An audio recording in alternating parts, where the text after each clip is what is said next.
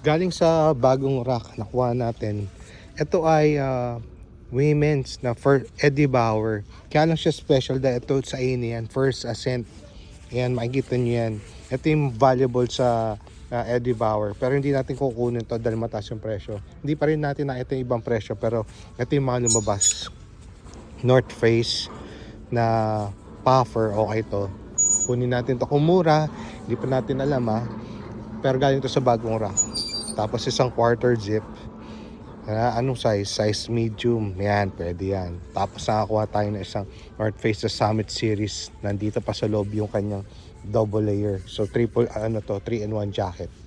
So etong tatlo malamang sa malamang. Ito iwan natin to. Pero tingnan natin yung presyo. Baka mamaya tagayan. So surprise na lang. Titingnan pa natin mamaya kung maglalabas sila ng mga bagong racks. Ano to? Nike Air. $20. Litan size Pero yan, kararating lang natin dito. May snow pa sa labas. Kung hindi nyo makita Pero ito yung kunin natin. Dito ako excited. Okay.